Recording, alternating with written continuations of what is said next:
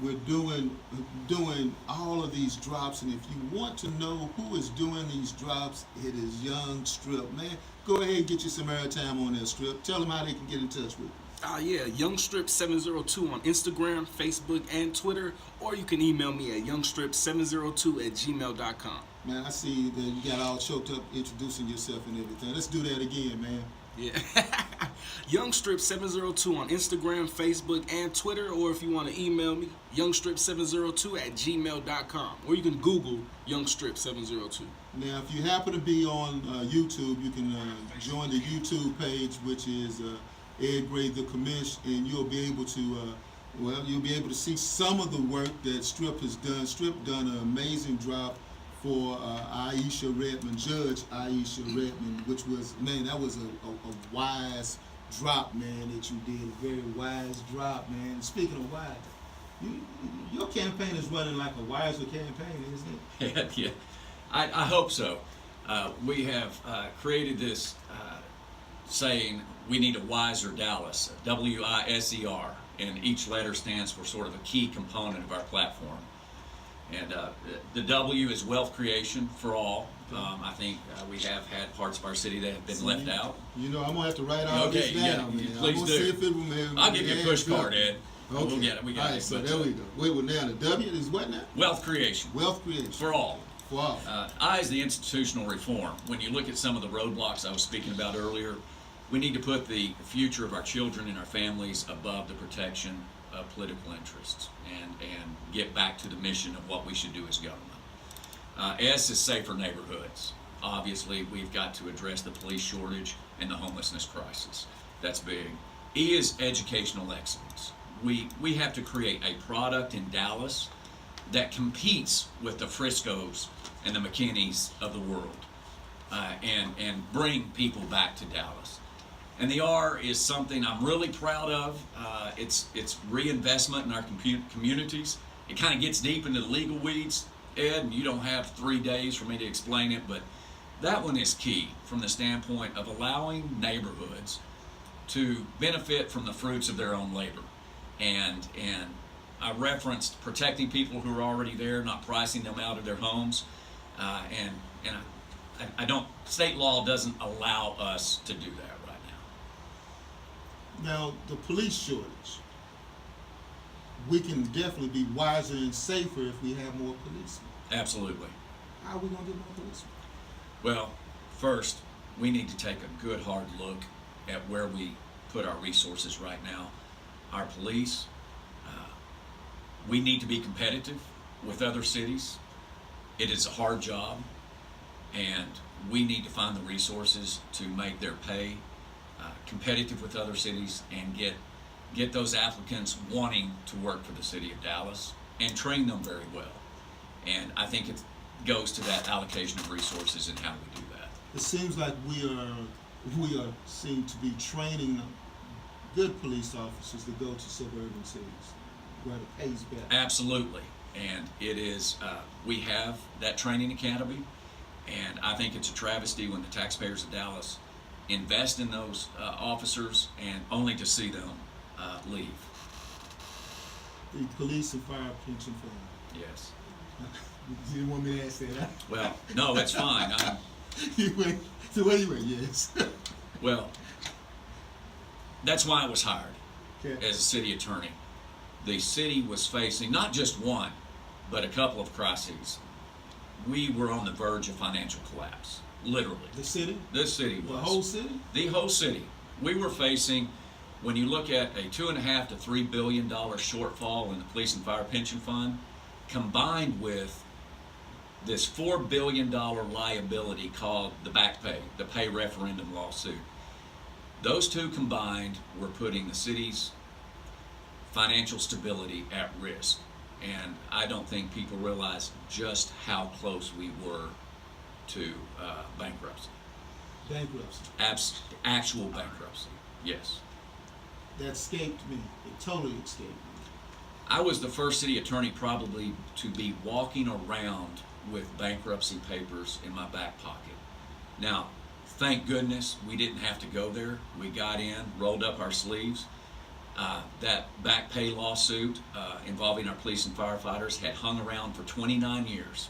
It was increasing our cost of borrowing money. Our bond rating was tanking, and I was able to negotiate an end to that lawsuit.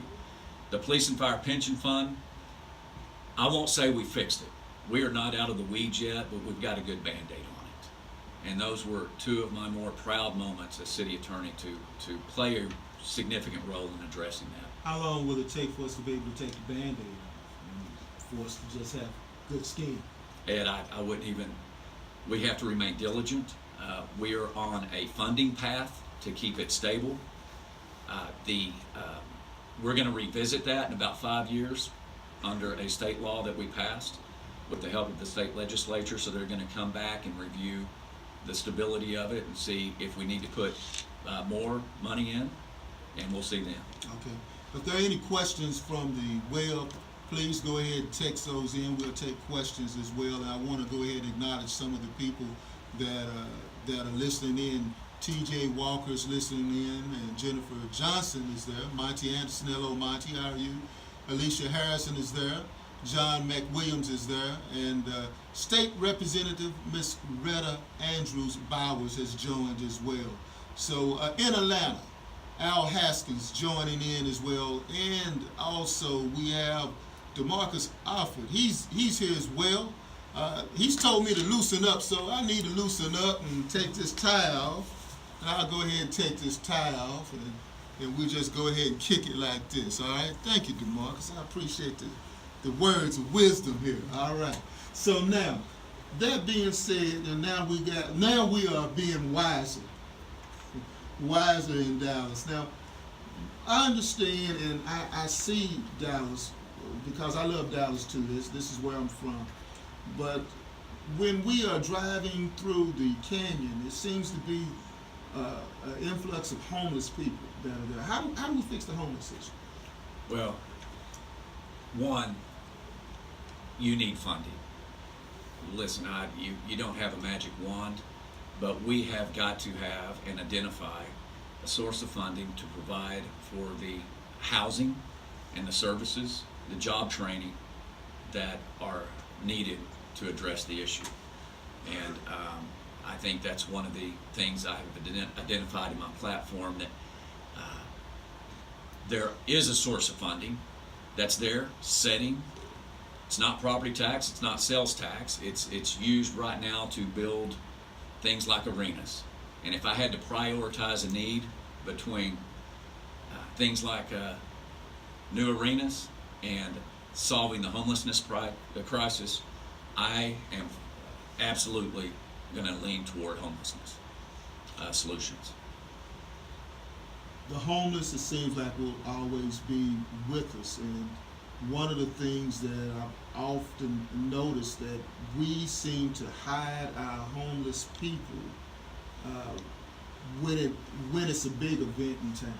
Like I recall in 1984 when President Reagan was in town, we just found a way to do something. I don't know what magnitude during that time frame, but we found a way in which there were no homeless people downtown.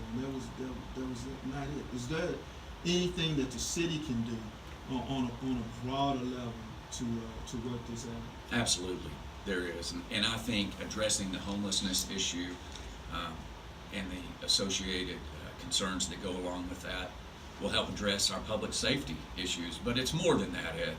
It's also how we treat another human being, I think, defines the quality of us. That's true. As human beings. Just because you're homeless does not mean you're not human. And I think stepping up and doing what's right by all of us will define us in the future.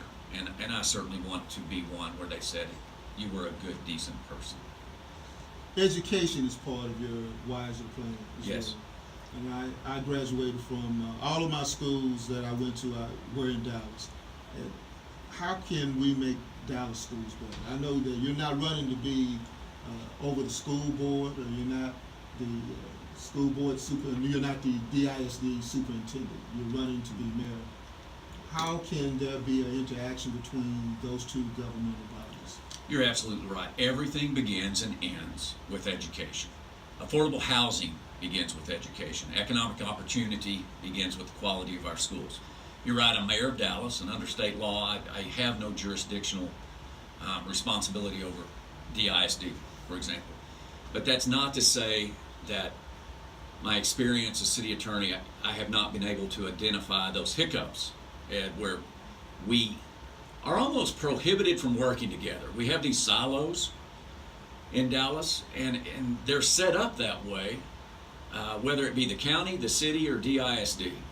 And we've got to bring everybody together and their resources and coordinate educational excellence with housing. We have to coordinate housing with health services. And we don't do a very good job in Dallas right now of bringing that under the roof and saying, everybody, we have the same mission. Everybody is kind of off on their own, and we don't talk very well with each other. You mentioned housing. Housing has always been an issue in Dallas. I recall in my studies that we annexed West Dallas, and West Dallas at that time was basically a tent city.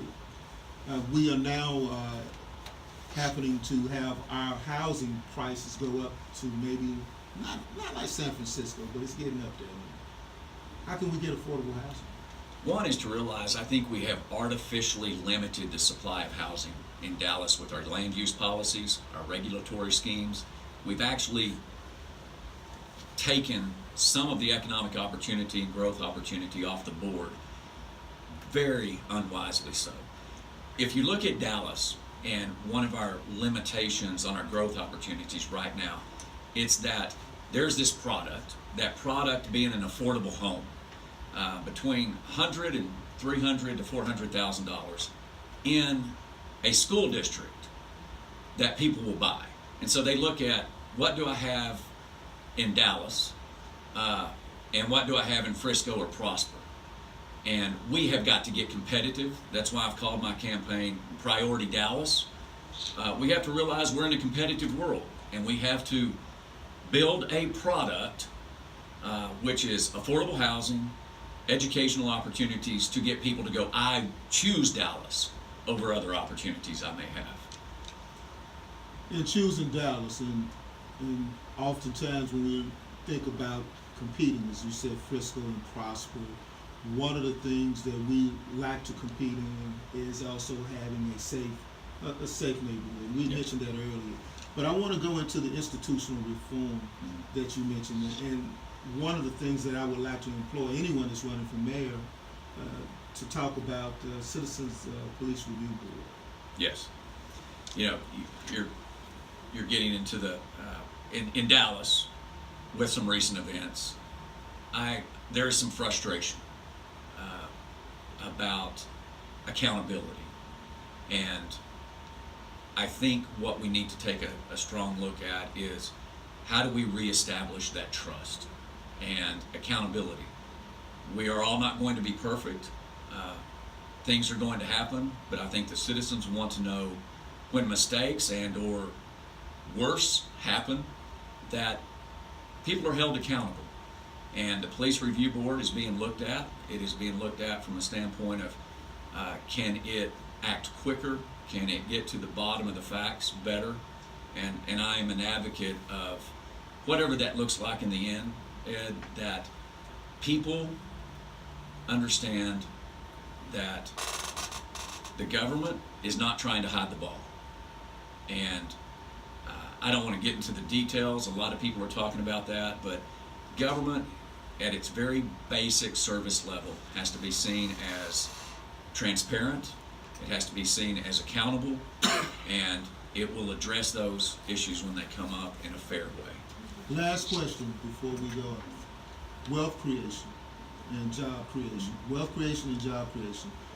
The area which is in Interstate 20 and I-45 is a lot of, and more so in the Hutchins and Lancaster area, but it's bordering also in Dallas as well, because we have a big Amazon